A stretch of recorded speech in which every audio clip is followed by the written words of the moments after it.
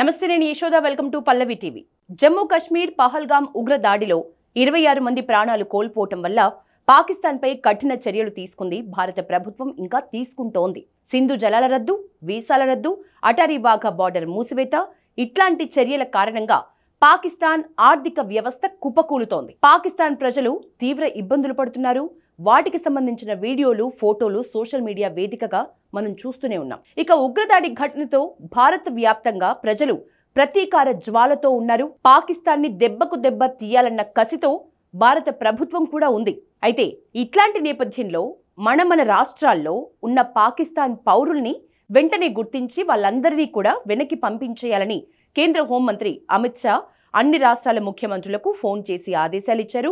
ఈ విషయం మనకు తెలిసిందే. అయితే ఇదే క్రమంలో ఏపీలోని పాకిస్తాన్ పౌరుల్ని వెతికే క్రమంలో ఒక షాకింగ్ కథనం బయటకు వచ్చింది. ఓ మహిళ పాకిస్తాన్లో పుట్టింది, కానీ భారత్కు వచ్చి భారతీయుణ్ణి వివాహం చేసుకుంది.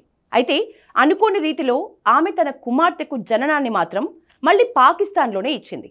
అయితే ఆ అమ్మాయి పెరిగింది మాత్రం భారత్లోనే కావటం గమనార్హం. ఇంకా లోతుల్లోకి వెళ్తే పహల్గామ్ ఉగ్రదాడి ఘటన ఈ 26 ఏళ్ల యువతి జీవితంలోకైతే సమస్యలు తీసుకొచ్చింది. ఆమె పుట్టింది పాకిస్తాన్లోనే అయినా పెరిగింది మాత్రం భారత్లోనే. గడిచిన 19 ఏళ్లుగా ఉమ్మడి అనంతపురం, ధర్మవరంలోనే ఆ అమ్మాయి పెరిగింది. తాజా పరిస్థితుల్లో పాకిస్తాన్కి తిరిగి వెళ్లేందుకు ఏ మాత్రం ఆమె ఇష్టపడటం లేదు. ఆమె భవిష్యత్తు ఏంటి అన్నది ప్రస్తుతం ప్రశ్నార్థకంగా మారింది. డీటెయిల్స్లోకి వెళ్తే శ్రీ సత్యసాయి జిల్లా ధర్మవరం పట్టణానికి చెందిన 26 ఏళ్ల రంజా రఫీక్ పహల్గామ్ ఉగ్రదాడి కారణంగా ఆమె జీవితంలో కొత్త కష్టం వచ్చిపడింది.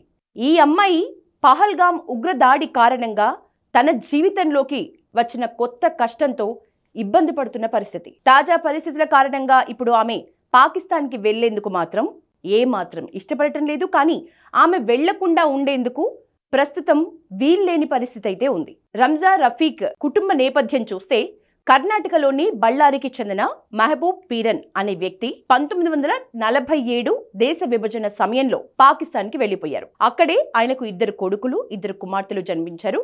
అందులో ఆ 2 కుమార్తెల్లో చిన్న కుమార్తెనే ఈ జీనత్ పీరన్ను ధర్మవరంలోని తన చెల్లెలు కొడుకు రఫీక్ అహ్మద్కి ఇచ్చి 1989లో పెళ్లి చేశారు.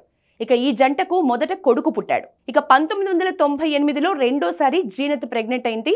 అయితే తన తండ్రి ఆరోగ్యం బాగా లేకపోవటం వల్ల ఆయన్ను చూసేందుకు ఆమె పాకిస్తాన్కి వెళ్ళింది. అదే సమయంలో కార్గిల్ యుద్ధం ప్రారంభం కావటం వల్ల ఆమె అక్కడే ప్రసవించాల్సి వచ్చింది. ఆమెకు మనం మాట్లాడుకుంటున్న రంజా రఫీక్ అనే ఆడపిల్ల పుట్టింది. 2005లో ఆమెను తీసుకుని ధర్మవరం వచ్చేశారు ఆమె తల్లిదండ్రులు.